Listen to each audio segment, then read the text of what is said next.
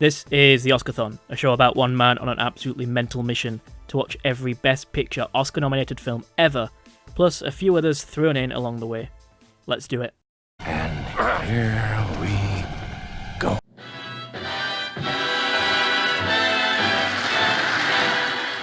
Bit of an unusual episode today, as I'm just going to be focusing on one film.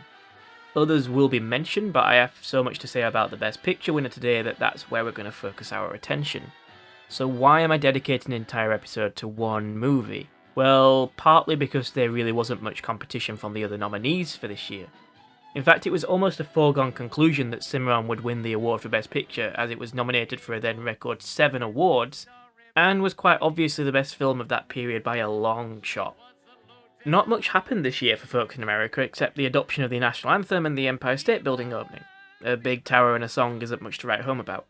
Angry Americans, feel free to call me whatever names you want in the comments, it all feeds the YouTube algorithm. Talking of the YouTube algorithm, please like and subscribe, thanks. The awards themselves took place in their new slot in November and saw Jackie Cooper become the youngest nominee for Best Actor ever and the first occurrence of one person being nominated in 2 different categories in 2 different ceremonies, with Lionel Barrymore adding a Best Actor nomination to his Best Director nod 2 years ago.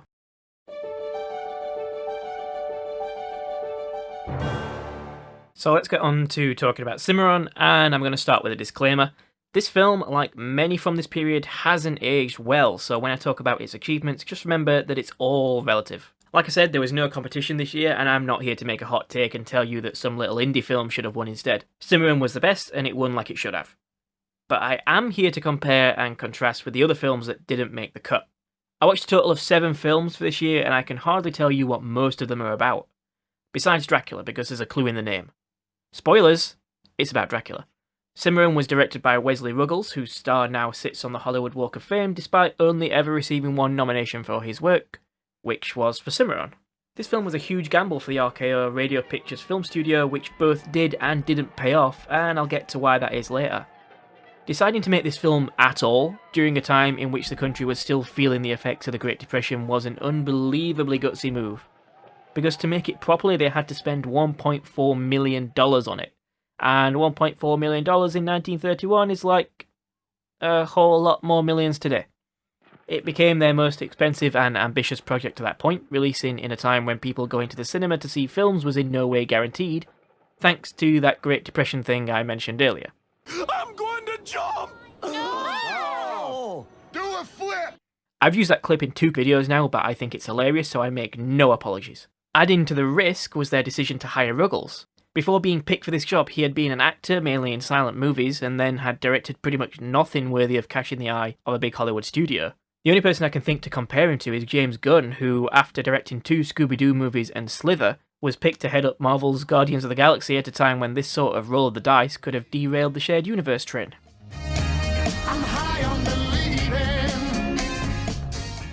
Ruggles was given the reins of a $1.4 million movie in 1931, having never done anything on this scale before.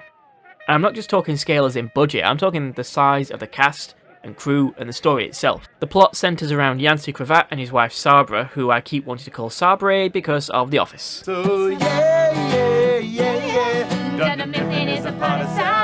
No, it takes place over 40 years, chronicling the main events of their lives in the town of Versailles, meaning that the town and the characters all had to change dramatically throughout the 124-minute runtime.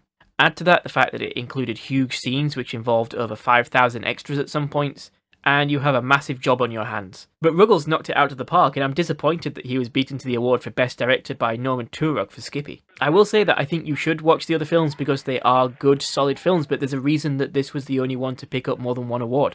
In fact, it picked up 3. Something that Ruggles absolutely didn't intend, but that the universe has created independently, is that a film about the passing of time and the effect it has on the lives and attitudes of humans as individuals and as a society mirrors what has happened in the time since it was made. Throughout the film, with it being a western, there are constant references to Native Americans, with Sabra in particular being, for want of another word, racist. She is very anti-Indian, as they put it, but as the film progresses and she sees her son growing up and adapting to the changing world and eventually marrying a Native American woman, she changes her outlook and ends up lauding the values of her new daughter-in-law. Full-blooded Osage Indian, Ruby Big Elk, Mrs. Cimarron Cravat.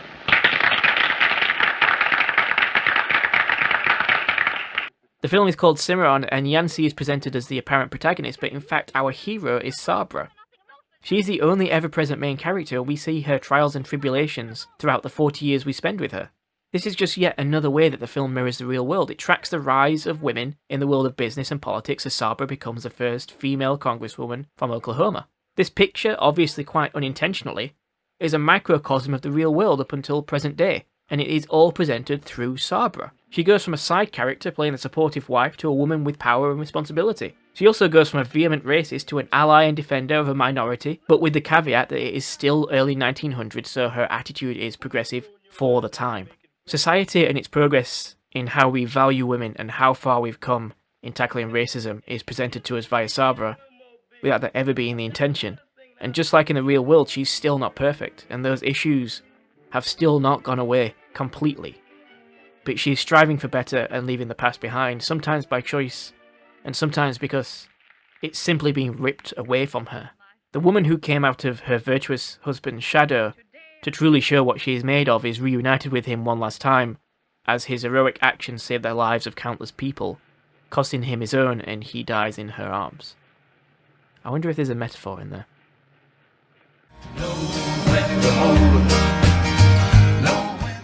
So I mentioned earlier that this film was a gamble, considering the money, the scope, and the director, and in some ways it did pay off.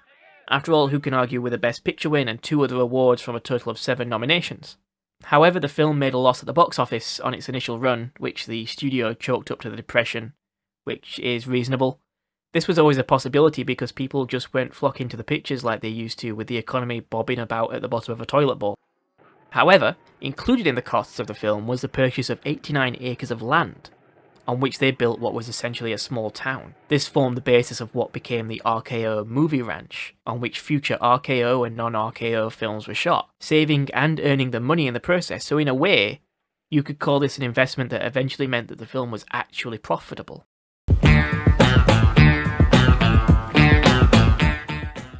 Now, I'm going to make a ridiculous statement that you can all lambast me for. Just make sure you do it in the comments, and make sure you like and subscribe while you're down there. Got to get that plug in, thank you. Cimarron is to RKO what Guardians of the Galaxy was from Marvel.